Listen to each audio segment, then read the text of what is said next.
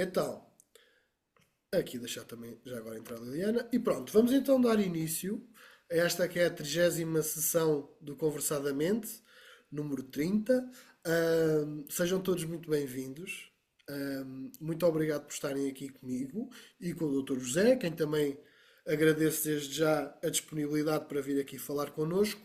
E hoje temos para falar um tema que normalmente suscita sempre algumas dúvidas, que são as reformas, e no caso aqui em particular, as reformas por invalidez.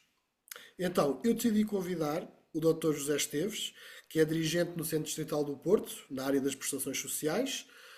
Já conta com 30 anos de carreira e, para além disso, já deu muitas formações dentro desta área. E o Dr. José vai ajudar-nos e vai, se tudo correr bem, elucidar-nos aqui de algumas questões. Dr. José, muito bem-vindo. Boa tarde a todos.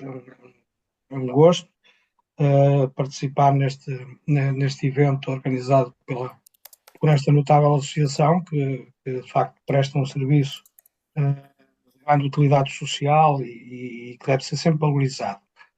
A ideia, nós já estivemos aqui a falar com o Dr. Bartolomeu e a ideia é precisamente eu avançar com alguns pontos que são importantes para perceber e para esclarecer algumas dúvidas relativamente às reformas por invalidez e depois, a posteriori, vocês poderem colocar algumas questões que vos interessa esclarecer.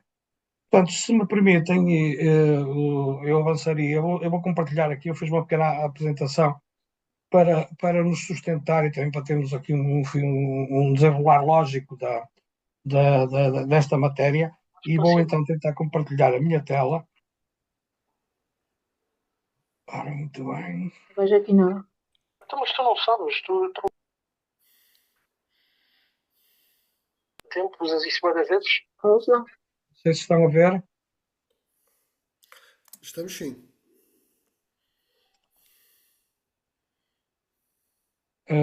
Bom, deixam de me ver a mim, mas também não perdem grande coisa. O que interessa é vermos precisamente, seguirmos aqui este guião para esclarecermos logo à partida algumas questões que possam ser esclarecidas desta forma e também para nos servir depois como apoio para algum esclarecimento que vocês pretendam. Bom, primeiro ponto que podemos falar sobre a questão das reformas. A reforma não é um termo tecnicamente correto, não é? É um termo comum, coloquial, que as pessoas usam muito, mas se formos à lei de bases da segurança social, aos vários diplomas que regulam estas matérias, estamos a falar de pensões, não é? Que é um tipo de prestação social muito específico, com regras muito próprias, mas no fundo, é mais correto dizermos pensão de invalidez ou pensões de invalidez do que propriamente reformas. Mas a palavra reformas leva-nos para um campo interessante, que é sabermos afinal quantas há. Se é plural, deve haver mais que uma. Existem, de facto, dois tipos básicos, fundamentais de reformas, de pensões de invalidez, se quiser, que são as chamadas pensões do regime geral, do sistema previdencial da segurança social, e depois existe o do regime especial. O regime especial é um regime especial, lá está, porque tem regras muito próprias, muito favoráveis e muito benéficas relativamente a quem se aplicam, porque tratam sobre situações, as pessoas que ficam abrangidas por esse tipo de regime são pessoas que padecem de patologias de evolução rápida e que, portanto, a legislação, o legislador, criou um sistema que os isenta, por exemplo, de ter prazo de garantia, não é? Quer dizer, a pessoa mesmo que não tenha descontos nenhuns pode aceder a estas prestações. Bom, e portanto é um regime especial que se aplica, lá está, a esse tipo de patologias. O elenco passa pela paramiloidose, pelas doenças oncológicas, por doenças tipo VIH-Sida e outras. Portanto, o Alzheimer, o Parkinson, esse tipo de doenças que são, precisamente, enquadram-se, as pessoas que infelizmente padecem dessas patologias podem recorrer a esse regime especial que é muito mais favorável para, em termos da concessão. Nós aqui hoje vamos falar do regime geral, não é? Da pensão de invalidez do regime geral. E, portanto, é aí que nós devemos situar aqui o nosso foco. Vamos falar aqui de 5 pontos, basicamente, alguns conceitos gerais referentes à pensão de invalidez, algumas regras sobre a concessão, outras, algumas regras sobre o processo de atribuição, algumas regras sobre o cálculo e depois, no fim, regras sobre a acumulação, onde vamos falar, há bocadinho já estávamos a abordar esse tema, eu e o doutor Bartolomeu, a questão de se poder acumular com rendimento de trabalho, não se poder acumular com rendimento de trabalho, vamos também focar aí a nossa atenção. Bom, sem mais demora. Bom, estamos a falar de quê quando estamos a falar de pensões de invalidez? Estamos a falar de uma prestação pecuniária, que é paga em dinheiro mensalmente e destina-se a proteger as pessoas que estão incapazes permanentemente para o trabalho. Não é temporariamente, é permanentemente. Portanto, é uma situação que permanece, não tem à partida uma perspectiva de desaparecer. Mantém-se. E, portanto, este é o primeiro conceito. Depois, esta incapacidade não pode derivar de uma doença profissional ou de um acidente de trabalho. Quer dizer, pode, não é? Pode, mas não tem proteção pelas pensões de invalidez, certo? Tem proteção, lá está, pelas doenças profissionais, que é uma das áreas prestacionais também da Segurança Social, pelos seguros, através dos acidentes de trabalho, mas não pela pensão de invalidez. Portanto, a origem da incapacidade não pode estar na doença profissional ou no acidente de trabalho, para se enquadrar aqui nas pensões de invalidez. E depois uma distinção fundamental, que é a distinção entre a invalidez relativa ou a invalidez, a incapacidade, melhor dito. Ali está a invalidez, mas melhor dito, seria a incapacidade relativa e absoluta, que depois derivam na invalidez, na pensão de invalidez relativa e na pensão de invalidez absoluta. Outro ponto muito importante, que eu também procurarei falar aqui mais à frente, é a questão da confirmação. Afinal, como é que se pode dar por confirmado, se pode dar por certo, para efeitos de atribuição desta pensão, que a pessoa está incapaz permanentemente para o trabalho? Isso é feito no âmbito da própria Segurança Social. A Segurança Social tem uma estrutura chamada Sistema de Verificação de Incapacidades, o que normalmente as pessoas chamam de juntas médicas, não é? Que procedem a um trabalho de verificação, através de um processo, que eu também falarei aqui de uma forma rápida, mas que se destina a saber se, de facto, numa determinada situação, alguém que requereu a atribuição desta pensão está numa situação de incapacidade permanente para o trabalho ou não. Portanto, de incapacidade permanente, confirmação por verificação de incapacidades e a origem também pode ser da doença profissional sem trabalho e, por fim, a questão do relativo ou da absoluta. Então, vamos esmiuçar um pouco mais. O que é que a nossa lei considera que existe, quando é que ela considera que existe uma situação de invalidez absoluta? Doutor José, peço desculpa. O doutor José está a passar os slides, não é? Nós não conseguimos vê-lo passar os slides. Não? Não, eu creio que foi porque pôs em modo de apresentação. É? Sim. Então fica lá. Experimente deixá-lo na sua. Isso, assim já conseguimos. Já trocou de slide. Pronto, estamos no slide 2. Pois, exato. Eu estava na. Pronto, está bem. Sim, senhor, já percebi. Muito bem, então, falávamos nós Muito obrigado. da invalidez absoluta. Tenho é que minimizar aqui esta parte. Então, a incapacidade permanente, já sabemos, e quando é que se considera que, para além de ser permanente, Olá, também é António. absoluto? Olá, André. Força, doutor José, peço desculpa. Posso? Sim, sim, sim, sim. Bom, então, ela é absoluta, diz-nos na nossa lei, quando é para todo e qualquer trabalho. E não se prevê que haja recuperação até aos 65 anos, que é um padrão de acesso às pensões de invalidez. De velhice, peço desculpa. Portanto, aqui estamos numa situação em que a pessoa não pode, dada a sua situação social, não está capaz para qualquer profissão. Isto é determinante depois em outras questões que vamos abordar mais à frente. E a relativa não. A relativa é quando é permanente a incapacidade, que a pessoa estiver a exercer, ou a última que exerceu, porque pode já nem estar numa situação em que está a exercer profissão nenhuma, já exerceu. Então vamos buscar a última. Então, devido a esta incapacidade, não pode ganhar na sua atual profissão, ou nessa profissão que exerceu, mais de um terço do ordenado que normalmente ganharia. E não se prevê que recupere no prazo de 3 anos a capacidade de ganhar mais que 50% do que normalmente ganharia. Isto, quem é que determina isto? É o tal sistema de verificação de incapacidades, que é formado por peritos médicos, como eu à frente vos procurarei explicar melhor. Portanto, os dois conceitos são estes, certo? Uma é total, não há hipótese de trabalhar, nem se prevê que haja recuperação possível. Na relativa, essa incapacidade não é total, não é? É possível ainda assim que a pessoa exerça nem que seja em termos teóricos, não é? Exerça uma profissão, mas o ganho que daí retira não pode ser superior a um terço do ordenado que normalmente ganharia. E a previsão de recuperação, obviamente, também não pode passar dos 3 anos. Então, como é que se verifica isto? Que processo é este, o processo de verificação de incapacidade permanente? É um processo que está previsto num diploma de 97, que foi alterado agora recentemente, aqui ao ano passado, ou há 2 anos, talvez 2, 3 anos. E como é que funciona? Qual é o fluxo?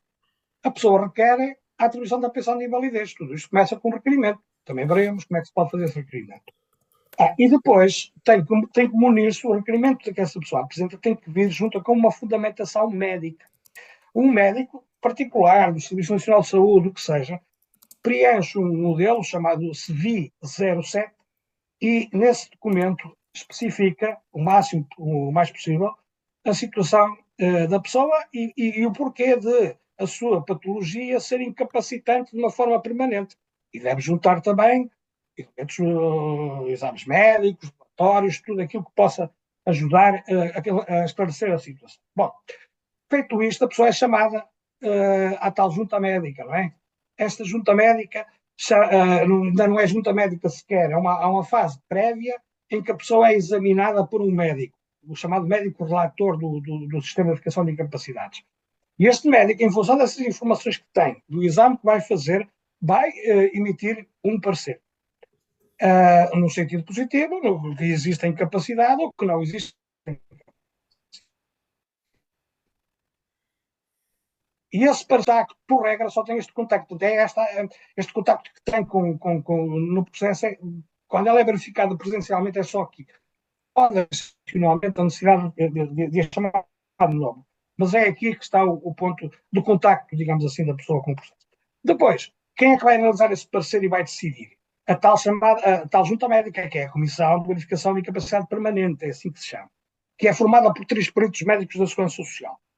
Todos estes peritos médicos, todos os intervenientes deste processo, são peritos que atuam segundo o chamado princípio de independência técnica. A Segurança Social não lhe pode dar ordens, nem eles podem receber ordens de ninguém. Eles têm que analisar as situações em concreto e aplicar as regras da arte médica no que diz respeito à peritagem. Portanto, a conclusão que eles chegam até de tal forma forte que é raríssimo um tribunal sindicar este tipo de decisões, a menos que estejam muito mal fundamentadas e não se consiga perceber nada porque é que chegaram a uma conclusão.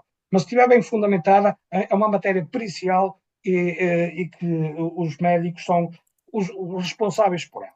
Por isso é que o sistema prevê um escape, não é? Se é uma coisa tão definitiva, tem que haver uma possibilidade de, perante decisões que não agradam, que não são favoráveis, as pessoas apresentarem um recurso, que é a tal segunda instância do processo, que é a comissão de recurso, que é eventual, porque só funciona se for requerida.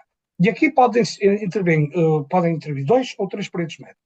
Por regra, entram 2 da Segurança Social, mas a pessoa pode indicar um médico da sua confiança, digamos assim, para também integrar esta comissão de recursos. Portanto, não é limitativo. Agora, se não indicar, são os 2 médicos da Segurança Social que decidem, sendo que há um presidente da comissão que, em caso de empate, tem um desempate, tem um tal voto de qualidade.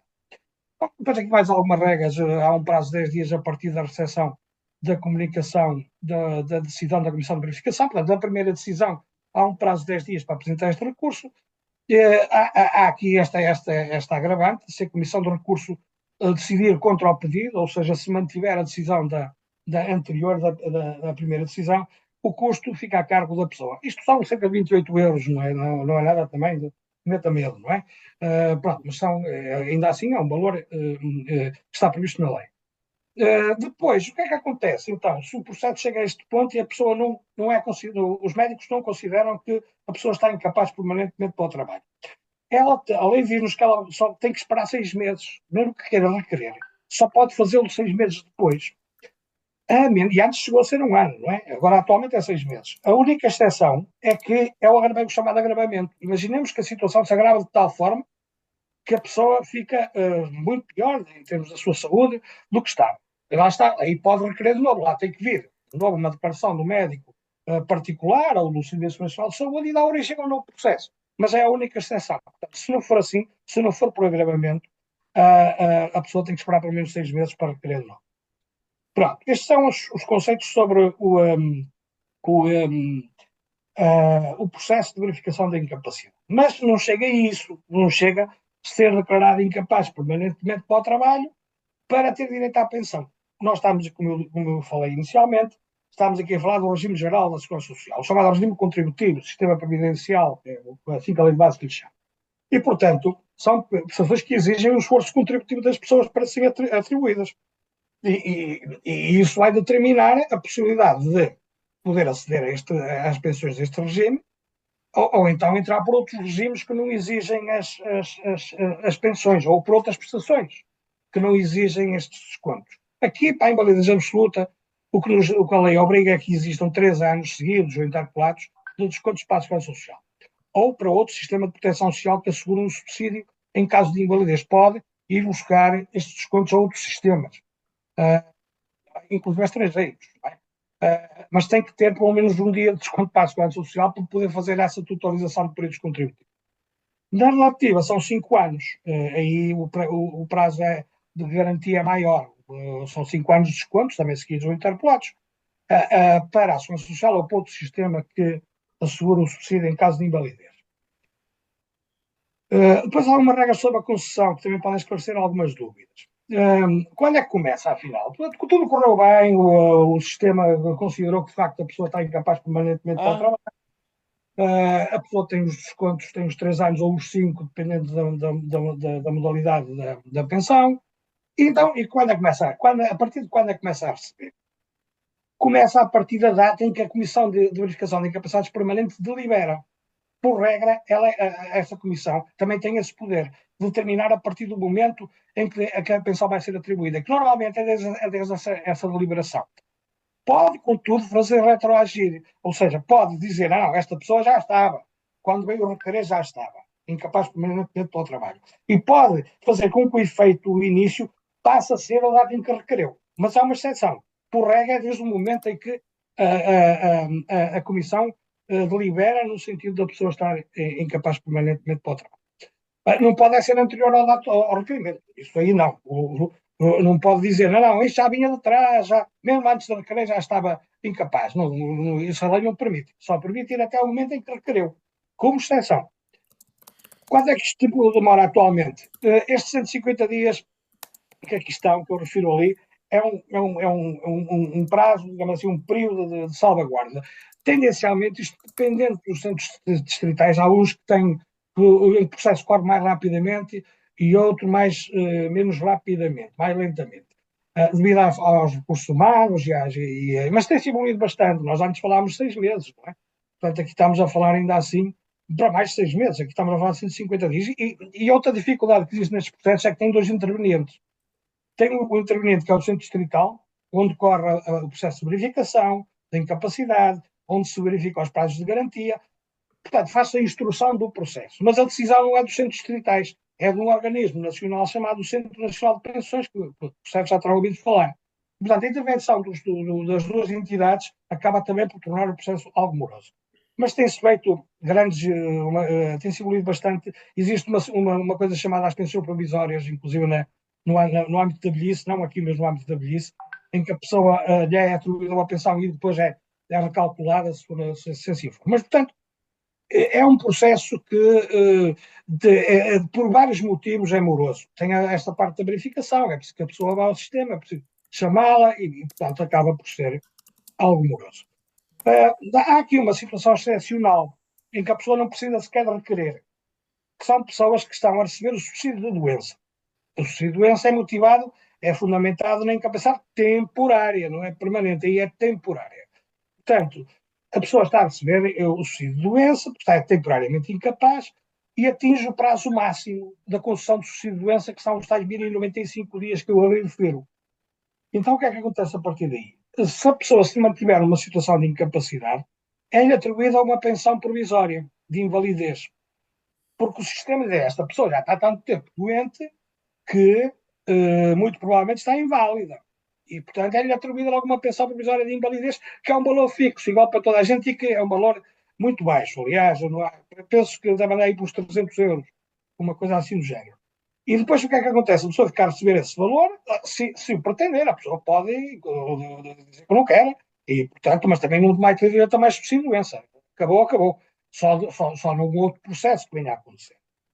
E então, a pessoa recebe esta pensão provisória de invalidez e vai ser chamada, a própria Segurança Social vai chamá-la para ser verificada. Aí não é a pessoa que pede, é a Segurança Social que a chama ao Sistema de Verificação de Incapacidades para ser avaliada para ver se está inválida ou não. E se estiverem, então sim, passa, deixa de receber uma pensão provisória e se preencher as condições, como tais prazos de garantia, passa a ter direito a uma pensão de invalidez.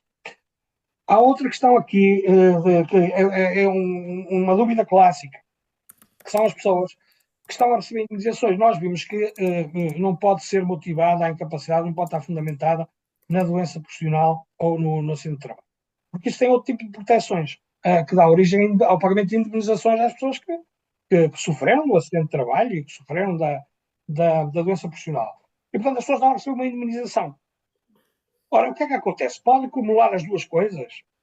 Não, não pode. Ou seja, só começa a receber a pensão, ela é atribuída, mas fica suspensa até que o valor das pensões que teriam sido pagas mensalmente atingirem o valor da indenização. 5 mil euros, 50 mil euros, ou sei lá. Só quando o valor das pensões que já devia, que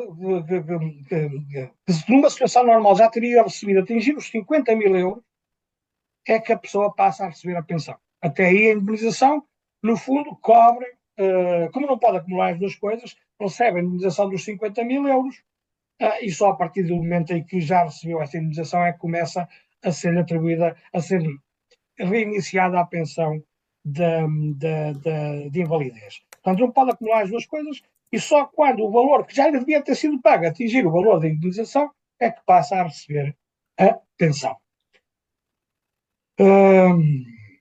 Pronto, aqui são outras coisas quase evidentes, não é? Há esta situação, portanto, e a pessoa até quando é que recebe? Recebe até chegar à idade de acesso à pensão de velhice. A partir daí, a pensão de invalidez converte-se. A palavra tecnicamente correta é convala-se. Há uma convolução, uma conversão na pensão de velhice. Não, isto tem efeitos práticos. Enquanto estiver a receber a pensão de invalidez, a pessoa está a ser sujeita a que a Segurança Social a chame para a reavaliar, não é? Oficiosamente. A partir do momento em que entra na pensão de velhice, já não vão chamar mais, porque já está inativo em termos profissionais por velhice e não por validez. Também há situações de suspensão. Se a pessoa não comunicar ao Centro Nacional de Pensões que está a trabalhar e a receber o salário, é aquela questão que depois vamos falar à frente. Bem como se estiver a receber outra pensão de invalidez que não comunique, se faltar aos exames médicos de revisão da incapacidade que eu acabei de dizer, sem justificar, obviamente, e se não entregar comprovativos médicos, elementos que lhes sejam pedidos para esclarecer a situação. E, por fim, quando o Centro Nacional de Pensões exige que as pessoas façam prova de vida, os pensionistas, e não é feita. Não é, a pensão aí fica suspensa.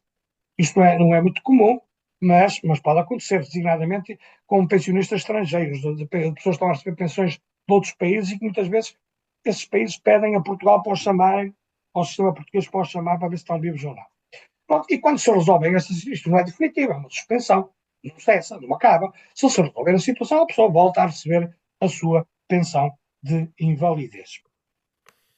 Mas há situações em que acaba mesmo. O direito cessa, como se diz nas escolas do direito. Desde logo, se a pessoa for chamada, for reavaliada e constata-se que afinal já não está incapaz permanentemente para o trabalho. Então aí a prestação cessa naturalmente porque o motivo que levou a atribuí-la foi esse. Depois, aquilo que já falávamos, quando a pessoa chega à idade normal de acesso à pensão de velhice, que é fixada todos os anos com base numa coisa chamada fator de sustentabilidade, que faz com que deixava, antes era aos 65 anos, depois passou aos 66. Atualmente, em 2026, é 66 anos e 9 meses. E, portanto, ao chegar a pessoa está a receber a pensão de invalidez, chega a esta idade e deixa de ser pensionista de invalidez, passa a ser um pensionista de velhice. Portanto, a partir de mim, cessa a atribuição da pensão de invalidez e é atribuída uma pensão de... E, por fim, o mais triste e infeliz dos acontecimentos, que é a pessoa falecer, também aí, obviamente, que a pensão cessa. Algumas questões sobre como é que isto funciona, como é que este processo funciona, que eu acho que é importante vocês saberem. Atualmente, o mais aconselhável para quem pretenda requerer esta prestação é fazê-lo através da Segurança Social Direta, que é uma plataforma da Segurança Social e de informática. As pessoas pedem uma password, é determinada a password, e depois acedem à possibilidade de fazerem, desenvolverem ali vários processos, vários serviços que são oferecidos pela Segurança Social através do sistema online, portanto, pela rede, com documentos digitalizados, e, portanto, sem ter que se deslocar sequer a um serviço de atendimento. É o mais aconselhável neste momento. Isto faz-se, eu procurei ali esquematizar o caminho, entra-se na Segurança Social Direta, vai-se ao menu doença, depois um submenu que é deficiência e incapacidade, e depois escolhe-se pensão de invalidez. Ou através do menu de trabalho também é possível. Ir buscar a trabalho, informe a invalidez e pensão de invalidez. Portanto, e a partir daí é responder, é fornecer os dados que lhe são solicitados e, quando for chamado ao serviço de verificação de incapacidades, levar o tal documento médico do médico particular do Serviço Nacional de Saúde, que vai ajudar a fundamentar na sua decisão e a esclarecer os médicos da Segurança Social relativamente à situação desta pessoa. Depois, para além disso, se a pessoa não quiser fazê-lo por esta via, o que é manifestamente aconselhável, pode fazê-lo da forma clássica, ir a um serviço de atendimento, ou até, se estiver em Lisboa, ao Centro Nacional de Pensões também tem um serviço de atendimento, fica mesmo na sede do Instituto da Segurança Social, e apresentar lá o seu requerimento em papel, não tem problema nenhum. Outra grande vantagem que aqui existe nos pedidos online é esta. As pensões de velhice e as de invalidez têm algumas prestações complementares. E uma delas, a mais comum de todas elas, é esta que aqui está, o chamado complemento por dependência. O que é isto? É uma prestação que é um satélite, é uma prestação satélite, nunca é uma prestação principal, que é atribuída, para além da pessoa receber pensão de invalidez, também pode receber esta prestação em que circunstâncias? Há dois graus possíveis, há duas situações possíveis, digamos assim. A primeira delas é a pessoa não ser capaz, não ter capacidade para desempenhar os atos básicos de subsistência, alimentar-se, a higiene, a própria deslocação, muitas vezes. Portanto, são situações em que, de facto, a pessoa só o consegue fazer com a ajuda de outra pessoa. E este complemento por dependência visa precisamente compensar esse encargo. E existe uma outra situação. Esta que eu falei é o chamado primeiro grau.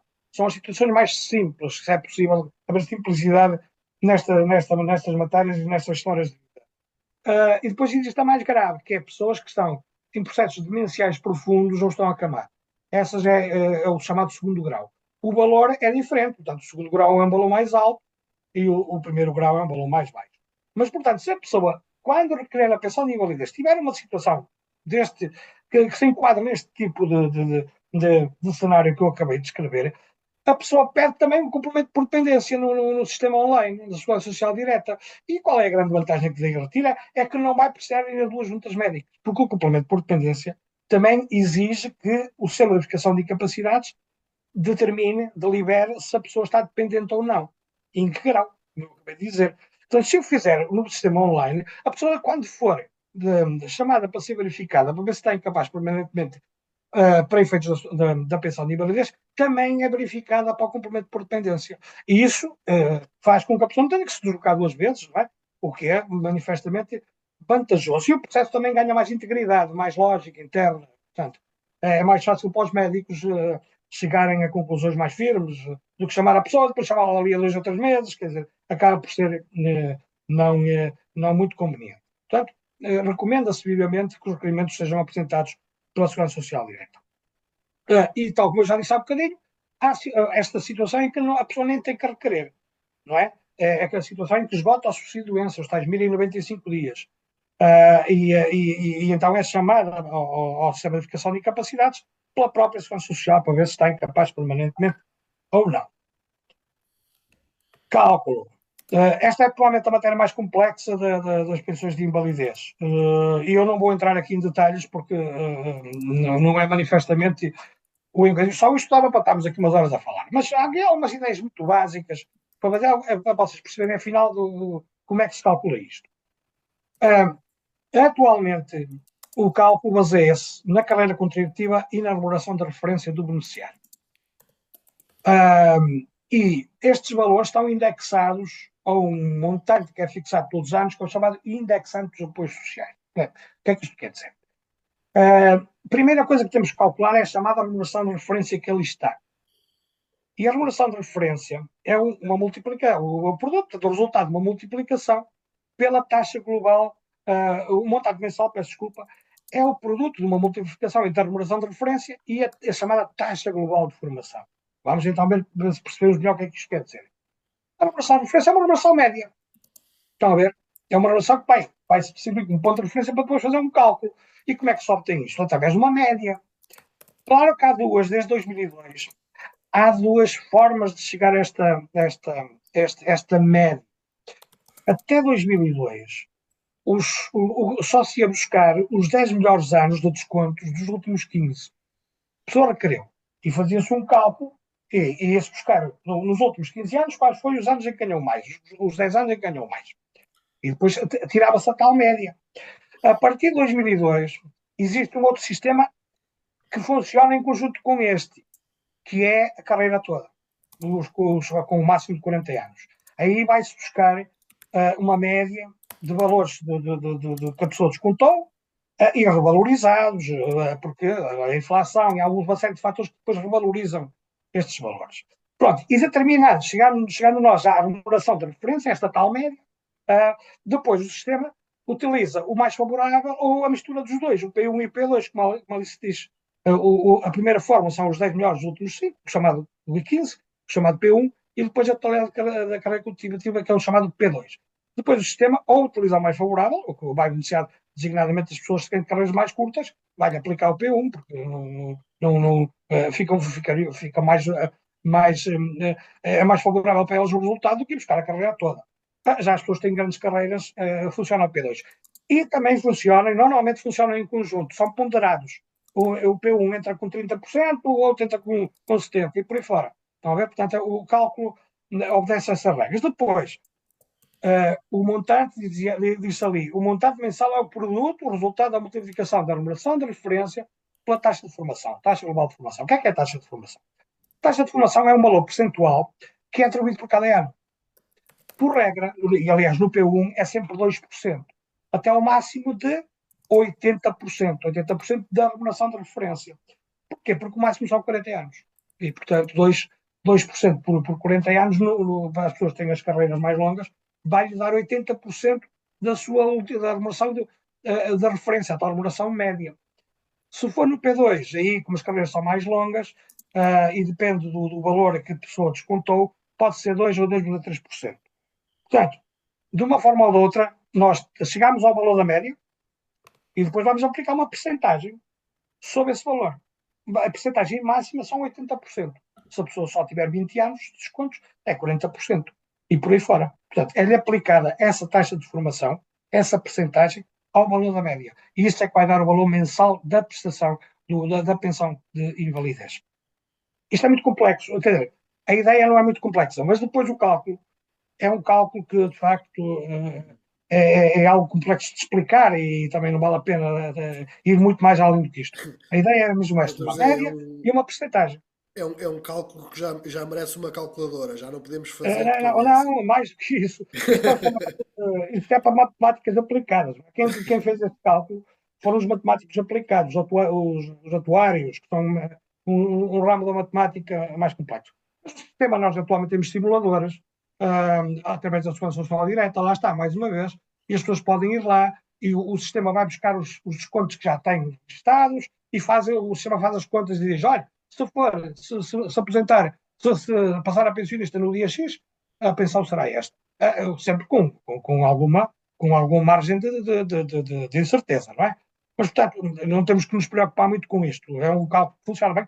É um cálculo que foi copiado por outros países da Europa, inclusive, quando surgiu, quando o cálculo foi criado em Portugal, e é utilizado em vários países da Europa a partir daí. Portanto, é considerado um cálculo muito, muito sofisticado e que, de facto, respeita profundamente os direitos das pessoas no que diz respeito aos que se contaram mais, aos que se contaram menos. Portanto, é um cálculo bastante sólido. Depois há a questão dos valores mínimos. E se aplicar-lhe aqui a tal porcentagem à relação de referência, der um valor muito baixinho. A nossa Constituição, a nossa lei de base diz que temos que respeitar o chamado princípio, e temos, penso que nem seria necessário dizê-lo, o princípio da dignidade humana, quer dizer, e portanto esse princípio tem vários efeitos, um deles é a determinação dos valores mínimos das pensões. E então, como é que funciona aqui? Se a pessoa tiver menos de 15 anos e o valor for abaixo de 341,08, isto é em 2026, já não é o valor que resulta do cálculo, mas os 341,08, que é o mínimo para as pessoas que têm menos de 15 anos. E depois por aí fora, como vocês podem ver ali, 15 a 20 anos, 365, 21 a 30, 408 e depois mais 30 anos. Mais 30 anos este valor está o valor do indexação dos apoios sociais, 541,34, que é o valor de 2026. Portanto, mesmo que o cálculo dê um valor inferior a estes, deixa de funcionar o valor que resulta do cálculo e passa a ser paga a chamada pensão mínima. E vamos então agora entrar na reta final e chegar àqueles um dos pontos que normalmente é um clássico das dúvidas. Com o que é que se pode acumular? A pensão de invalidez foi atribuída. E como é que se pode acumular? Pode-se acumular? Não se pode acumular? Com o que é que se pode acumular? E por aí fora. Desde logo, eu procurei aqui elencar as situações mais comuns. A possibilidade de acumular com os chamados acréscimos vitalícios de pensão ou suplementos especiais de pensão, que são suplementos que são pagos a antigos combatentes da guerra colonial. Depois, uma situação também já com alguns anos e que está resumida a este tipo de situações, são os chamados complementos por cônjuge a cargo.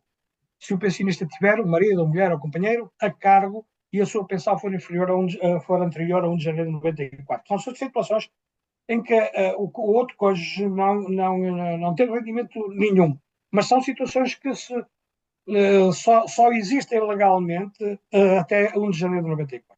A partir de 1 de janeiro de 94 isto desapareceu do sistema, mas ainda há pessoas que recebem isto e podem acumular com as pensões de invalidez. Depois, o famoso salvo seja, complemento por dependência, que eu já procurei há bocadinho explicar. Que lá está, é aquela situação que é complementar.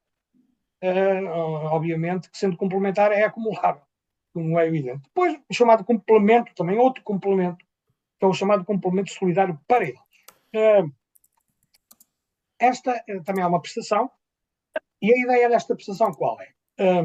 As pensões são, como os salários em Portugal são muito baixos, foram sempre muito baixos, e como até antes da Constituição de 76, embora infelizmente há cada vez menos pessoas desse tempo, havia atividades que nem sequer era possível fazer descontos porque não estavam organizadas. As pensões são tendencialmente baixas e continuam a ser, a questão dos salários continua a ser baixos, não é? E, portanto, quando as pessoas chegam à velhice ou quando ficam inválidas, que são as tais prestações que é preciso fazer os cálculos naqueles termos que eu dizia, que têm a ver com a carreira contributiva, os valores, na maioria das situações, são baixos. E, portanto, as pessoas ficam, ainda que tenham estes valores mínimos que eu acabei de falar, acaba por ser situações de pobreza. Este complemento solidário para idosos, aliás, em Portugal, os grandes problemas da pobreza estão nos idosos e nas crianças. É uma coisa também, infelizmente, curiosa. E, portanto, este complemento foi inventado há uns anos atrás, que é para complementar a pensão. No fundo, qual é aqui a ideia? Qual é o rendimento que este pensionista tem, ou se forem dois, um casal? Vai-se ver o rendimento que eles têm. Depois, todos os anos é fixado um valor, o chamado limiar. Se os rendimentos que a pessoa tem, sozinha ou em conjunto com o seu cônjuge, ficarem abaixo desse limiar, ele paga a diferença até ao limiar, certo? E depois traz os chamados benefícios adicionais, que acabam, em muitos casos, por ser muito interessante, até mais interessante que o valor que às vezes são valores diminutos, não é? 20, 30 euros, o valor do complemento é só isso, mas a pessoa tem direito a medicamentos grátis, tem direito a tratamentos odontológicos também garantidos pelo Estado. Portanto, há uma série de benefícios. Tem direito à tarifa social da energia, tem direito à tarifa social da internet. Portanto, tem uma série de benefícios adicionais que muitas vezes são até mais atraentes do que propriamente o valor que resulta do tal qual que eu acabei de dizer, porque são valores muito diminutos. Portanto, esses complementos de solidariedade para idosos também é uma prestação que é acumulável com as pensões de invalidez. Depois, uma outra famosíssima, recente, relativamente recente, é das mais recentes prestações da Segurança Social, que é a chamada prestação social para a inclusão. Com certeza já terão ouvido falar.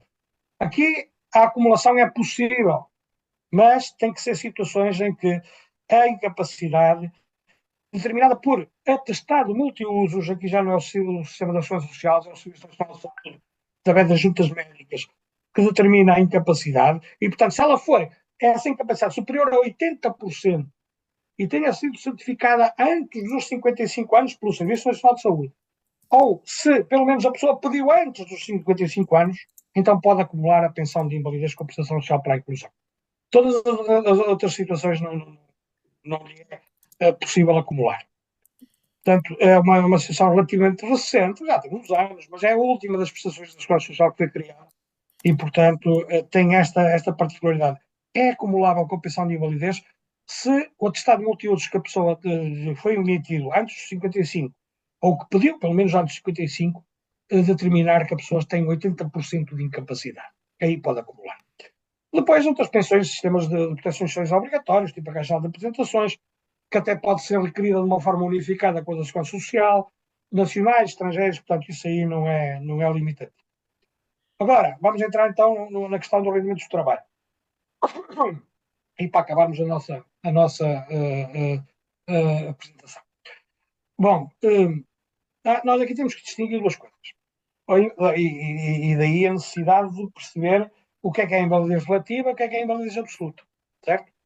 Portanto, a incapacidade absoluta, a invalidez absoluta é inacumulável. Portanto, se é suposto que a pessoa está incapaz para todo e qualquer tipo de trabalho, é suposto que não possa ter rendimentos de trabalho. E, portanto, aí é a inacumulabilidade. Agora, nós temos que perceber que uma coisa são atividades profissionais e outras coisas são o tipo de atividades que não são profissionais, tipo voluntariados. Certo? Não pode, que na sua definição é pro bono, é gratuito. A pessoa está a fazer, exercer uma atividade voluntária, mas não vai receber nada. Portanto, isso não incomoda o legislador. O que incomoda o legislador, por isso é que ele proibiu, é a pessoa estar a receber uma pensão porque supostamente está incapaz para trabalhar todo e qualquer tipo de trabalho e a pessoa vir a exercer uma atividade profissional, portanto, estar a receber uma pensão e o rendimento de trabalho. Isso é liminarmente proibido. No caso da invalidez absoluta. Agora, no caso da invalidez relativa já não é assim, certo? Lembra-se que a própria definição de invalidez relativa faz apelo à questão de só poder receber a sua situação, determinar que se trabalhar só poder receber até um terço da retribuição normal daquela atividade, digamos assim. Portanto, aqui o conceito da acumulação não é categórico, não é limitativo, totalmente limitativo, como era absoluto. Aqui as pessoas podem acumular as duas coisas. Podem acumular a pensão de invalidez com os rendimentos de trabalho. Certo? Pronto. Então, duas situações. Sabendo nós que só na invalidez relativa é que isto acontece, depois temos que distinguir duas situações dentro deste conceito da relativa. A primeira é esta que aqui está. Se o rendimento for da mesma profissão que tinha antes de começar a receber a pensão de invalidez, o valor pode ir até 100% da remuneração de referência, que serviu de base ao cálculo da pensão. Nós já sabemos o que é a remuneração de referência. Já explicámos, já procurei explicar ali. Portanto, o que é que vai acontecer? Pode acumular, pode juntar as duas coisas, mas se a soma der um valor superior a 100% da remuneração de referência, a pensão vai-se descontar a pensão. Portanto, ganha por a remuneração de referência, a pessoa está a receber uma pensão de 600 e consegue ir buscar outros 600 a trabalhar. O que é que vai acontecer? Vai reduzir 200 e vai passar a ser 1000 em vez de ser 1200. A soma das duas componentes não pode ultrapassar o valor da remuneração de referência, presumindo nós que a remuneração de referência é 1000, obviamente, não é? Portanto, juntando as duas coisas, não pode dar um valor superior àquilo que foi a remuneração de referência. O que é a remuneração de referência? A tal remuneração média que a pessoa tem, ou nos últimos 10, nos últimos 15, ou nos últimos 40 anos, ou de uma forma ponderada entre as duas fórmulas. Portanto, juntando o valor da pensão de invalidez com o valor do rendimento do trabalho, não pode ultrapassar o valor da relação de referência, os 100%. Depois, esta é a primeira situação. A segunda é diferente. Aqui o legislador já é mais benévolo. O que é que ele diz? O que é que nos diz? Se o rendimento de trabalho resulta de outra profissão, que não aquela por qual estava a exercer antes de se formar, então aqui a acumulação funciona dentro destes limites que aqui estão. No primeiro ano, pode dobrar, pode ser 2 vezes o valor da remuneração de referência. Portanto, juntando o valor que a pessoa está a receber de pensão, mais o valor que ela vai buscar ao trabalho, pode juntar as duas coisas até dar um valor igual a 2 vezes o valor da remuneração de referência, 200% da remuneração de referência. Portanto, aqui já é uma situação distinta, pode acumular até chegar a este valor. E isto, no primeiro ano, é muito benéfico, não é? Mas depois, com o decurso dos anos, vai reduzindo a possibilidade de acumular. A acumulação no segundo ano pode ir até 175%, ou seja, uma vez 1,75 vezes a remuneração de referência, depois no terceiro 150, 1,5%, e depois no quarto ano e seguintes 1,33%. Ainda assim é melhor do que na outra situação que vimos, em que a pessoa oferece rendimentos da profissão que exercia antes de ser pensionista por invalidez. Portanto, estão a ver aqui a ideia. É possível acumular dentro destes termos, com estes limites.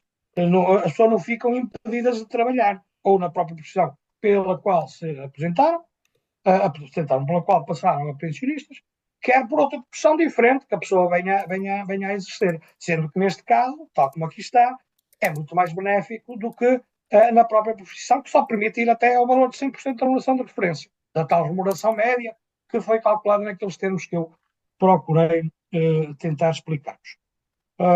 Depois, a regra é esta: se a soma, o quantitativo mensal que resulta da soma da pensão com o rendimento do trabalho for superior a estes limites, o que é reduzido? É o valor da pensão, para ficar dentro dos limites. Depois, outras ideias aqui relacionadas com esta coisa da acumulação.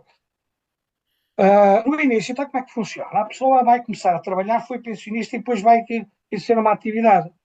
Ele próprio, nem nesse primeiro ano, ainda não recebeu nada, não é? Quer dizer, eu sou pensionista,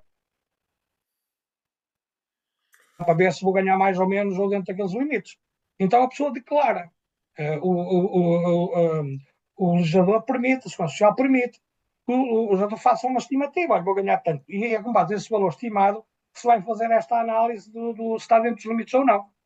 E depois, quando já trabalhou pelo menos um ano, então vamos buscar o mensal, não é? Dividimos o que recebeu no ano por 14 meses, que é o subsídio de férias mais o subsídio de Natal, porque estas prestações também são pagas a título de subsídio de férias, a pensão de invalidez de férias passa quase a brincadeira, e pensão de invalidez de Natal. Portanto, são tal como nos subsídios de Natal e de férias. E, portanto, aí vamos pegar nesse valor, já trabalhou um ano, vamos dividir por 14 e vai ser esse valor que vamos considerar neste ano, e depois no ano seguinte já se vai fazer outra vez a conta para ver se está dentro dos limites ou não. Qual é a vantagem também que isto tem? A pessoa está a trabalhar e a descontar, vai descontar também como pensionista de invalidez, não é? Como trabalhador que é pensionista, melhor dito. Mas isto vai-lhe dar um acréscimo de 2% na pensão do total das remunerações que são declaradas por ano. Vai buscar 2% desse valor anual e é-lhe acrescido à pensão. Portanto, e é aplicado automaticamente em janeiro de cada ano. Não tem aqui, a pessoa não tem que fazer nada, digamos assim. O que é que as pessoas devem, qual é o cuidado que devem ter nestas situações de exercício de atividade profissional? Tem que comunicar ao Centro Nacional de Pensões, é obrigatório, e as consequências são graves, se não o fizer. O início do exercício da atividade e o valor da respectiva remuneração mensal, o termo, quando a atividade cessou, que é para depois ter direito a voltar a receber a pensão por inteiro, se for o caso, e periodicamente o valor médio mensal das remunerações já oferidas, quando lhe for solicitado. Portanto, não é uma coisa que, por regra, tenha que fazer sem ser solicitado. Depois, esperem lá que ainda falta aqui mais uma coisa. Já está já. Pronto, tudo isto que eu aqui falei, assim, um bocado depressa, eu admito, mas procurei também de fazer com que fiquemos com algum tempo para conversarmos. Tudo isto retira desta legislação. Há vários decretos relacionados com isto mas o fundamental é este decreto de 2007, do dia 10 de maio, publicado no Diário da República, que é onde estão consignados os atuais regimes jurídicos das pensões de invalidez e também das de velhice. Desculpem a amassada, mas espero que de alguma forma possa ter sido útil aqui esta pequena explanação. Muito obrigado. Não, muito obrigado, Dr. José, pela diligência que teve e pela capacidade que teve de nos explicar aqui estas questões, como nós sabemos, nem sempre são fáceis de perceber. Aqui, voltamos aqui ao auditório. Eu tenho aqui algumas questões que foram sendo colocadas. Vamos ver se temos aqui a oportunidade, se calhar se não respondermos a todas, pelo menos a uma ou outra. Eu se calhar vou começar pela última questão que me entrou aqui no chat, da Teresa. Teresa, quer fazer a questão de voz viva ou de viva voz? Se lhe quiser ligar o Sim, som. Isso. sim, ok. Pronto, a minha pergunta é a seguinte: o meu filho teve o acidente há 15 anos, portanto, com 23 anos, e estava a estudar. Portanto, ficou com uma incapacidade de 82%, portanto, nunca conseguiu trabalhar. A minha pergunta é: a pensão de invalidez é só para quem trabalhou, certo? É, Eu não posso requerer nada porque ele recebe o complemento por a mas prestação naquela social por inclusão. pronto, é isso, a solução passa por aí. Ou então, se forem patologias, que me parece que não será o caso, as tais de evolução rápida, ir pelo regime especial da pensão de invalidez. Mas tirando essas Não, não situações, é, não é, foi um não é claro, TCE, eu portanto, percebi, foi um não, acidente, pois, não é? pois, exato. Não, aí infelizmente não há, é a pensão de prestação social para a inclusão, é a É só única, isso. é só isso. Pronto. E quando muito o complemento por dependência, não é? Sim, claro que sim, Pronto. claro que sim. Ok. Desde que seja requerido e feita a verificação pela Segurança Social. Não sei se já aconteceu, de todo Sim, modo, sim, sim. pronto, Também é tenho. isso. Pronto. Era só para tirar essa dúvida. Muito obrigada. Muito Ah, obrigada. desculpa, faz favor. Creio que ainda será uma lacuna, por assim dizer, não é, Dr. José? Mas que foi tentada mitigar aqui com a prestação social de inclusão. Acontecia A muito. inclusão é uma prestação que surge precisamente para ocupar aí essa omissão. Há uma crítica que se lhe faz desde desde o seu nascimento para a prestação social pela inclusão, que é a questão do tal limite dos 55 anos. Portanto, a incapacidade tem que ser certificada antes dos 55 anos, ou pelo menos o requerimento dessa certificação tem que ser antes dos 55 anos. A partir dos 55 anos é possível, ainda assim, há um mecanismo legal que possibilita à pessoa apresentar um Creio que. para que a Segurança Social, através de um organismo chamado entidade certificadora, que também é de peritos médicos, possa dizer se a pessoa antes dos 55 anos já tinha essa incapacidade. Isso é possível. E até há a possibilidade de recorrer disso, não é? E esse foi um dos escapes que o legislador encontrou, porque inicialmente era mesmo limitativo. Tinha sido antes dos 55, tudo bem. Se tinha sido depois dos 55, não tinha direito. E assim, ainda assim é possível que a pessoa venha comprovar, apresentar os documentos e relatórios médicos e tudo mais, para que os médicos da Segurança Social digam: sim, senhor, esta pessoa não requereu, não foi certificado, mas já estava incapaz, nestes termos, antes dos 55 anos. Bom, mas é isso. Depois há uma prestação que tem duas valências, o chamado componente base e o complemento, não é? A componente base, para pessoas que têm mais de 80%, é um valor fixo para todos. Quer a pessoa tenha muito dinheiro, pouco dinheiro, quer seja rica, quer seja pobre, é igual para todos. Depois, entre os 60 e os 80 anos, anos, peço desculpa, entre os 60 e os 80%, vai-se calcular essa prestação social para a inclusão em função dos rendimentos que a pessoa tem, da mesma forma parecida que eu vos falei para o complemento de solidariedade para idosos, portanto há um valor que é estabelecido, vê-se os rendimentos da pessoa e a pessoa vai, no fundo, receber um diferencial. Eu dou isto de uma forma assim muito ligeira, porque tem alguns pormenores. E depois, portanto, estas são as duas variantes da componente base. Ou tem mais de 80% é igual para todos, é sempre o mesmo valor, e outro que vai atender aos rendimentos da própria pessoa. Da própria pessoa, não é do seu agregado familiar. É da própria pessoa, do próprio pessoa que Hum, requer. E depois o complemento, exato. para além da componente básica, é isto que eu acabei de vos tentar explicar, o complemento aí vamos ver, vamos procurar os rendimentos de todo o agregado familiar. E é possível a atribuição, e depois o juízo, o raciocínio é sempre o mesmo, não é? Há um valor referencial, vê-se os valores do rendimento e atribui-se a diferença. Mas aí já é o valor de todo o agregado familiar. O que é que isto nos leva? Leva-nos à ideia de procurar e buscar as situações mais pobres, para lhe dar esta das pessoas que têm agregados familiares mais pobres, que têm com maiores dificuldades, para lhe complementar a tal componente base. Mas é uma coisa diferente, não é uma prestação de invalidez. Faz-se recorre ao conceito de incapacidade, mas há um tipo de incapacidade que não se mistura com esta invalidez. Até porque a incapacidade como eu disse há bocado, confirmada por atestado de multiusos. Daí já nem é a própria Segurança Social que só intervém nessas situações. É que a pessoa vem dizer, não, eu já estava antes dos 55 anos. Pronto, então a Segurança Social aí intervém. Mas nas situações normais, a pessoa vai a uma junta médica do Serviço Nacional de Saúde, pede, e é atribuído esse atestado de multiusos que tem outras vantagens, os benefícios fiscais, provavelmente, com certeza que sabem disso, não é? Tem benefícios fiscais, mas também tem esta possibilidade de aceder a essa prestação social para a inclusão. Muito bem. O David Parente também queria colocar uma questão que tem a ver com a acumulação Ai, perdão, agora faltou-me o nome de pensões. De subvenções. David, queres fazer em viva voz ou queres que coloque eu? Olá, boa noite. Eu Lá, David. posso colocar.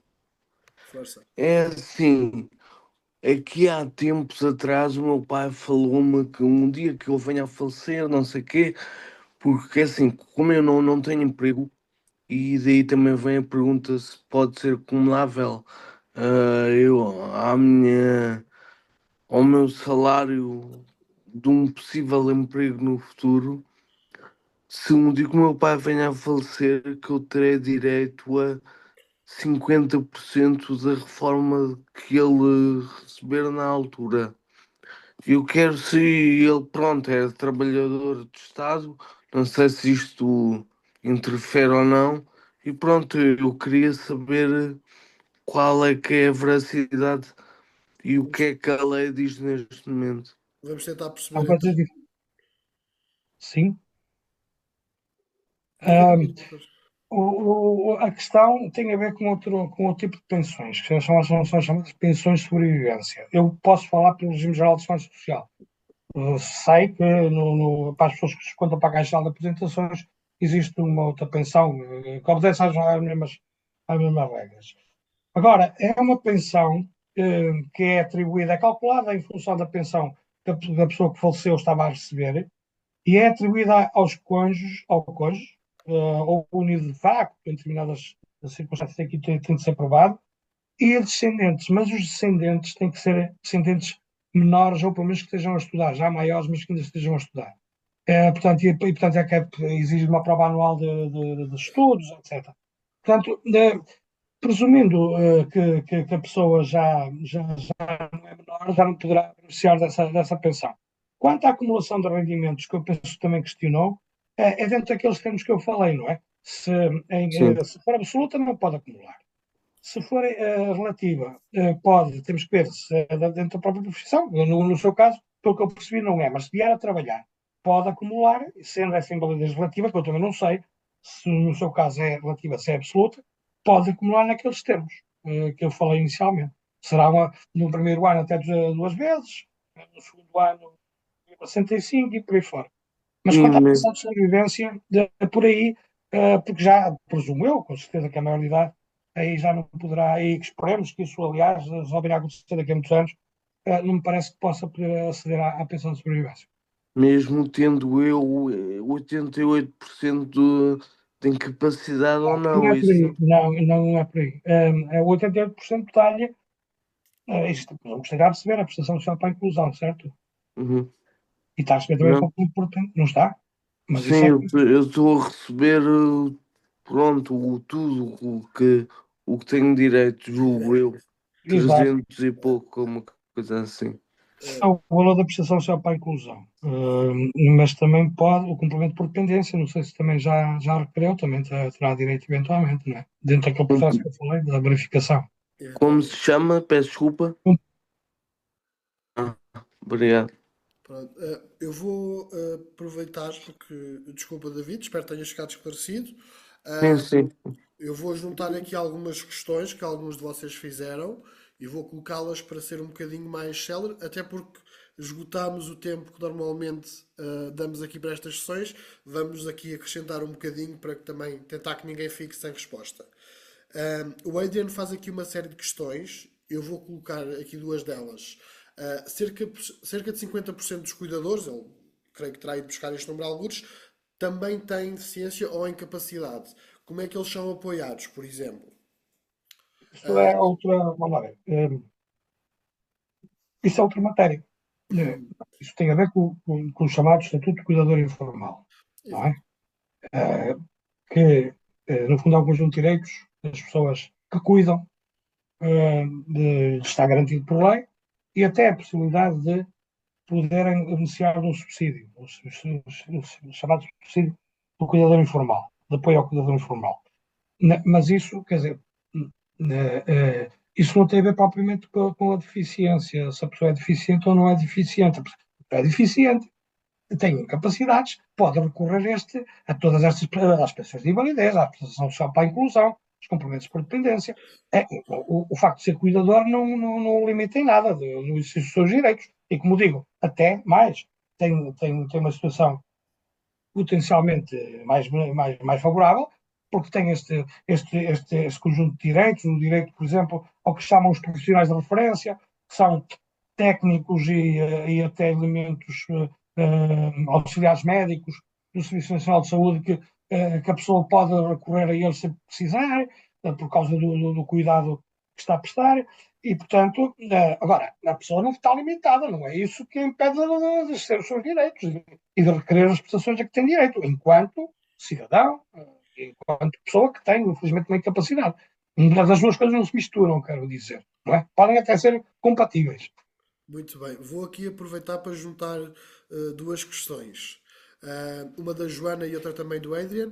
A questão da Joana prendia-se com quem eram os médicos, ou de que é que eram os médicos, digamos assim, qual a especialidade médica dos médicos, dos profissionais de saúde que fazem a avaliação da incapacidade. E o Adrian pergunta também qual o papel dos profissionais, médicos, psicólogos, fisioterapeutas, durante todo este processo. Mas agora não percebi essa última questão. A primeira, eu percebi, a questão dos médicos, eu vou falar sobre isso, mas agora esta última parte não percebi. Por exemplo, qual o papel de um psicólogo durante qual é que pode ser o papel, por exemplo, que o relatório do psicólogo ou do fisioterapeuta, Não, sim, já percebi. por aí em diante, no processo? Uh, sim. Agora já estou a ver o contexto. Bom, primeiro ponto, a questão dos peritos médicos. Há um diploma, que eu disse, de 97. O sistema de educação de incapacidade já existia antes deste diploma. É o Decreto-Lei 360 de 97. Já existia. Mas em 97, de facto, o sistema foi todo reconfigurado. E o que eu quero dizer com isto? Esse diploma vai dizer, este sistema, estas juntas médicas, se quiserem intervir nestas situações, nestas entre as quais a invalidez, as dependências, como eu disse, até as deficiências, há uma série de situações em que eles intervêm. E está organizado dentro daquelas duas instâncias, também nas temporárias. Outra coisa que as juntas médicas toda a gente conhece é quem está a receber o subsídio de doença é chamado para ver se está doente. É outra componente. E este diploma também diz quem é que forma, como é que essas estruturas são formadas por dois médicos, três médicos, um médico da ação social, se pode ver um médico de fora. E depois diz que a contratação destes médicos para a ação social é com base numa prestação de serviços. Não são contratos de trabalho, e isto pode parecer que são meras palavras, mas não são, porque uma pessoa que está contratada no contrato de trabalho é obrigada a obedecer, passa aqui quase a redundância, à entidade empregadora, enquanto um prestador de serviços não é obrigado. Só lhe pedem um resultado, preste um serviço. E o serviço que se pede a estes médicos é precisamente que façam estas verificações. E o que é que diz o 397? deverão ser contratados entre profissionais de reputada idoneidade, e por aí fora. E se eu percebi, procurar levar a procura, ou pelo menos a questão, induz na questão das especialidades. Não, a lei não exige que eles sejam especialistas disto todo aquilo. Não é de todo, obrigatório. O que a Segurança Social tem exigido nos últimos anos é que eles estejam certificados com um curso de formação que é organizado e tem participação da Ordem dos Médicos. Portanto, que os certifica como, digamos assim, peritos ou especialistas na peritagem da Segurança Social. Mas não tem que ser um ortopedista a ver casos de ortopedia, um oftalmologista, casos que têm a ver com a oftalmologia. Não é assim que funciona. São profissionais de reputada especialidade, com experiência profissional, e que são contratados dentro de uma bolsa, os médicos que se inscrevem, e quando é preciso contratá-los, a Segurança Social faz os centros distritais, no caso, que são essas estruturas estão nos centros distritais, verificam o que lá tem nessa bolsa e estabelece critérios, designadamente a distância. Não vamos contratar um perito médico de Viseu se podemos contratar aqui um de Aveiro, ou do Porto, ou de Braga, ou de Viana do Castelo. Portanto, e depois é feita uma entrevista, é feita uma avaliação curricular, e depois essas pessoas são contratadas ou não. E os contratos de prestação de serviços são contratos anuais. Quer dizer, se a pessoa se portar mal, que não acontece, normalmente são pessoas de reputada idoneidade, sem dúvida nenhuma, mas já aconteceu, faz ao outro, e no ano seguinte já não lhe renovam o contrato. Estão a ver? Muito bem. Portanto, não sei se respondi às questões, mas a questão... No fundo, esta primeira questão são pessoas, no a caso, segunda não questão... é licenciadas, mas já formadas em medicina, não é? Não, especialistas. Todos eles, aliás, todos eles são especialistas. Podem ser pessoas de clínica geral familiar, ortopedia. Nós temos, neste momento, no Porto, nós temos 54 peritos médicos. 54. E, portanto, são muitos peritos médicos, não é? E abrange todas as especialidades, ou quase todas, né? No 54, abrange praticamente tudo. E que, para além disso, fazem muitas das vezes uma certificação especial da Ordem dos Médicos. Mas isso não é legal, não é exigido legalmente. A Segurança Social é que o exige em termos de critério administrativo. Okay. Não é? Se estivermos numa situação em que temos que contratar um médico e temos 10 médicos, só temos 10, e nenhum deles tem, não limita ao facto de não terem essa certificação. Temos que contratar um porque é necessário, não é? Mas a Segurança Social exige, de facto, que dá preferência a esse tipo de situação. A outra questão, a questão dos fundamentos, no fundo, o que é que os médicos vão, o que é que eles atendem, o que é que não atendem, parecendo um psicólogo, um fisioterapeuta, tudo tem propósito, certo? Tudo serve para, de facto, contextualizar a situação, clarificá-la para que o perito médico possa ter uma decisão esclarecida. Claro que o fundamental, aquilo que tem realmente peso, são relatórios médicos, exames, resultados de exames, acompanhamentos médicos. Portanto, isso tem muito mais peso, mas não é desconsiderado na deliberação a abordagem que é feita por um psicólogo, ou por um terapeuta da fala, ou por um fisiatra, ou por um fisioterapeuta. Isso não atrapalha, pelo contrário, ajuda. Muito obrigado. Eu agora vou aqui atalhar algumas perguntas, tentar respondê-las um bocadinho mais rápido, se o Dr. José basta concordar. A Carla perguntava-me sobre o direito audístico. Creio que ele está audístico de estacionamento, creio que é isso que para pessoas com mobilidade condicionada. Isso não é com a Segurança Social. Não é com a Segurança Social? Não. É com o IMT. Acho que é com as câmaras, não é?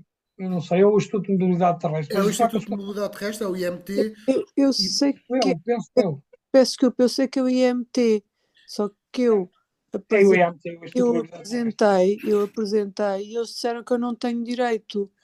Tem que ver com o atestado de incapacidade e depois, eventualmente, eu confesso não saber, não sei se está aqui alguma das minhas colegas assistentes sociais que possa responder, Carla, mesmo diretamente, se tem que ver diretamente com a percentagem de incapacidade, se há lá uma cruz que vai diretamente para isso.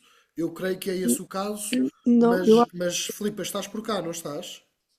Sim, estou a ouvir. Segundo me responderam, o que está lá no atestado de multiusos não dá direito. Acontece é que esta minha dificuldade motora física surgiu depois de me terem dado a baixa. Filipe, queres dar uma E eu chega? queria Desculpa. saber até que ponto é que No posso fundo, aquilo que o colega pedir António estava a novamente dizer, algo. Carla, a Filipe Sim, vai tentar explicar. Estou aí, de facto, eu conseguem-me ouvir? posso sim, ajudar. Sim, sim. Filipe, força. Completamente regulado. Eu peço desculpa que Portanto, estão-me a ouvir? Estamos sim, Sim. Filipe. Força, podes fazer. Sim, Podes Carla, explicar. eu estava a dizer que de facto o seu atestado multiusos, da forma como é preenchida, influencia nessa atribuição do dístico. Se calhar o melhor e aquilo que proponho é no dia de amanhã ou durante esta semana eu contacto para que partilhe comigo e eu perceba como é que está mencionado aquilo que é a sua incapacidade, de que forma é que lhe foi atribuída, porque isso depois interfere. É de facto com o IMT esse pedido, mas depois vai interferir este tipo de preenchimento. Hum. Ah, Pois, deve a ter Filipe, sido isso. pronto, na altura, se calhar, como estava a dizer, essa não era tão premente essa questão e agora com o Não, evoluir pode-se ter tornado não, com o evoluir mais da premente. doença, a coisa de facto tornou-se Uhum. O, o- tornou-se sempre uhum. constante. E Vou antes passar não. aqui, vou passar aqui uma questão aqui Obrigada. do Gonçalo, desculpe Carla. O Gonçalo Pinto Gonçalves pedia para o Dr. José dar assim um exemplo um bocadinho mais claro, por assim dizer, naquela questão da acumulação da, reforma, da pensão por invalidez e com o trabalho e com o valor que se possa ser obtido por outros rendimentos. então, nós temos que ter Ah, três e já agora, componentes. Dr. José, desculpe-me, quando falamos de rendimento, podemos falar de rendimento que não seja obtido pelo trabalho, suponho Não, eu. não. Estas regras aplicam-se a retribuição, a salário, a rendimento de trabalho. Exatamente, É a pronto. contraprestação De um serviço. pelo trabalho, não abrange aqui outro rendimento. Só porque eu tiver rendas e não sei o que é isso. Não, são o tipo Pronto. de rendimentos é que não entram para aqui para estas contas. Importante também Agora, esclarecer na isso. acumulação, não sei se. Na acumulação, nós temos que ter três valores, três componentes: o valor da pensão, o valor do salário e o valor da remuneração de referência, que serviu para cálculo da pensão. Nós vimos que a remuneração de referência é uma remuneração média, certo? Que depois se multiplica por aquela porcentagem que é 2% por ano e vai dar um valor mensal. Portanto, essa remuneração temos de ter estes três componentes. O valor da pensão, que é diferente do valor da remuneração de referência. Notem. E depois o valor do trabalho. Ou seja, vamos pegar em números redondos. A pessoa tem uma pensão de 500. Tem um valor de remuneração de referência de 700. Porque nós já sabemos que ela não vai receber os 700, vai ser até 80% dos 700. Estão a perceber? Pronto. Mas o valor da remuneração de referência é 700. E depois vai arranjar um trabalho e desse valor vai ter uma remuneração que de 200, de 100, 150, vá, digamos assim, para bater certo. Até aos 700, certo? E, melhor, até no primeiro ano, até aos 1400, a pessoa pode acumular livremente. Estão a ver? Até os passados 1400, portanto, a pessoa tem 500 de pensão, 700 de remuneração de referência e vai buscar aí mais 400. Ou mais 400, portanto, 900. 900 é superior a, 70, a 700. Mas até 1400 ela pode acumular no primeiro ano. Depois, no segundo ano, já não é até 1400, não sei agora a conta de cor, mas é até uma vez 1,75, 175%. Não sei se me fiz perceber. Portanto, não podemos confundir a questão da remuneração de referência com a questão do montante que está a ser pago. Esse montante é sempre inferior ao valor da remuneração de referência. Estão a ver? Porque vai ser no máximo 80% da remuneração de referência da tal remuneração diária, média da carreira contributiva dos últimos 10 anos, dos últimos 15. Portanto, é sempre um valor superior. E, portanto, no primeiro ano é o dobro desse valor. Se for 700, é 1.400. Se for 1.000, é 2.000. E depois juntamos os dois valores, da pensão, e que efetivamente recebe mais o valor do salário. Se ficar aquém, acumula livremente. Se passar desse valor a dobrar no primeiro ano, não é? então desconta-se a pensão porque não pode ultrapassar. Não sei se agora fui mais claro. Creio que sim. No fundo, é que até um determinado valor, não é? Até aqui este índice, não é? Exatamente, é um determinado, é mesmo sempre com referência. Para pegar no Estamos. valor da remuneração da referência, o Centro Nacional de Pensões, quem faz isto, a pessoa comunica que está a trabalhar ou vai trabalhar e vai ganhar X. Então, o que é que o Centro Nacional de Pensões vai fazer? Bem, o valor da remuneração desta pessoa é X. Portanto, no primeiro ano ela pode acumular até o dobro deste valor. Pode acumular o salário com a pensão. Se ultrapassar este valor, então temos que descontar na pensão. Se não ultrapassar, tudo bem. E depois no segundo ano já não é 200%, ou duas vezes. É 1,75. Depois no terceiro, 1,50. E depois no último ano até 1,33. Estão a ver? O limite vai diminuindo com o passar dos anos. Mas o raciocínio é sempre o mesmo. O saldo de referência determina o valor até onde pode acumular as duas coisas. Se ultrapassar esse valor, temos que descontar na pensão. Isto até ajuda a acabar um pouco com aquele mito de que se eu tenho aqui a pensão por invalidez, dizer a relativa, não posso ir trabalhar, porque senão vou ficar sem a minha reforma. A absoluta que não pode. A absoluta é que não pode trabalhar. Assim Na assim está absoluta que não pode. Na decretado. relativa pode nestes termos, não é? Exatamente. Com aquela particularidade também, é que se for na própria profissão que a pessoa já exercia ou a Sim, última sim. que exerceu quando se tornou pensionista, o limite aí é só 100% Sim, da remuneração de referência. sim, sim, sim. Estão a ver? Aí são só 700, a tal remuneração de referência, a pessoa, juntando a pensão com o salário, não pode ultrapassar os 700, já não são 1.400, como é no caso da pensão ser diferente. Estão a ver? Nessa situação, só pode até 100%, até o valor da remuneração de referência. Se forem 700, é até esse valor que pode acumular. A partir daí, desconto. Muito bem. Eu vou fazer aqui a última questão, que vem aqui do Omar, até porque não é uma questão assim tão. Quer dizer, eu não saberia a resposta, o Dr. José certamente saberá. Portanto, não era alguma coisa que eu te pudesse ajudar, Omar. Portanto, vou aproveitar que está cá o Dr. José. Ele diz-nos, ele teve internado durante 2 meses devido a um problema de saúde. Na altura, a Segurança Social convocou-o para a junta médica. Ele não conseguia ir, não é? Não tinha Eu já como aceder à estava a convocatória. recolher a pensão ou estava... E cortaram-lhe a baixa de e cortaram-lhe a baixa médica. Ou seja, ele estava de baixa médica, entretanto foi internado novamente e quando o chamaram para fazer a reavaliação da baixa médica, ele não pôde comparecer porque Bom, estava incapaz, estava no hospital internado.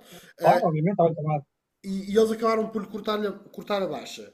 Ele pergunta como é que poderia reverter esta situação, se é possível. Primeiro Creio vamos que sim. clarificar um ponto. Estava a receber, quando me diz que estava de baixa, que estava a receber o subsídio de doença, certo? Não a pensão de invalidez, mas o subsídio de doença, O certo? subsídio de doença, certo? Porque o Omar estava a Pronto, trabalhar subsídio. antes dessa situação. E foi chamado. Lá está, no âmbito da verificação da incapacidade temporária, já não da Temporária. permanente, mas da temporária. Como é que funciona o subsídio de doença? As pessoas misturam os dois conceitos, a baixa do subsídio de doença. Bom, o subsídio de doença é uma prestação social também, que é atribuída com base numa certificação médica que é feita pelo Serviço Nacional de Saúde, o chamado certificado de incapacidade temporária. Aquilo que as pessoas chamam a baixa, fui a dar uma baixa. Pronto, é esse documento. Depois passa para a Segurança Social, até por vias informáticas, atualmente já não existe papel. E a Segurança Social, se a pessoa tiver um prazo de garantia, porque também aqui há outras condições, não é? Tiver as condições todas, é-lhe atribuído o subsídio de doença. E a Segurança Social vai chamá-lo mais tarde ou mais cedo, dependendo dos critérios que são utilizados na altura, para verificar se está efetivamente incapaz temporariamente para o trabalho e caso em que manterá o direito ao subsídio. Ora, podem acontecer, acontecem diariamente centenas, milhares de situações, como a do Omar, pessoas que estavam incapazes, até nem é preciso estar internada por qualquer motivo de força maior, que não podem comparecer. Portanto, o que na altura, não sei quando é que isto aconteceu, mas o que deve ser feito nestas circunstâncias é apresentar uma justificação. Se estando no hospital, internado, então isso é fácil, uma declaração de internamento. Não pude neste dia porque estava internado. E isso faz com que a pessoa vá ser chamada outra vez. Certo? Se o seu impedimento se mantiver, por um impedimento deste género, não lhe podem cortar o subsídio de doença. Portanto, se o fizeram, eu não sei quando é que isto aconteceu, nem onde aconteceu, mas deve escrever para lá, enviar um e-mail com essa justificação do tempo que justifique que quando foi chamado foi num período em que estava incapaz, estava impedido, melhor dito, por motivos de saúde, porque estava internado, porque estava numa situação que não podia ir. Quer dizer, ninguém pode ser penalizado por causa disso, obviamente. Portanto, deve procurar ver como é que a situação está e fazer esta prova, esta justificação. Muito bem. Bom, já nos esticámos um bocadinho. Agradecer a todos a vossa permanência aqui, agradecer ao Dr. José a disponibilidade que teve e a disponibilidade que teve. Eu deixei uma questão por fazer da Inês, mas Inês, vou-te pedir que me envies por e-mail para eu perceber melhor, para depois tentar ajudar-te, juntamente com os meus colegas assistentes sociais, a responder-te, ok? E outra coisa que eu vou dizer-vos, no dia 30 de março será o 31º Conversadamente, novamente às 18h30, ainda não vos vou dizer o tema, ainda não está finalizado, mas cá estaremos para mais uma sessão. Novamente, agradecer ao Dr. José, agradecer a todos vocês e, se não for antes, vemo-nos daqui a um mês. Muito Obrigado. obrigado, muito Muita obrigado a felicidade todos. para todos. Muita felicidade e muita saúde. Obrigado.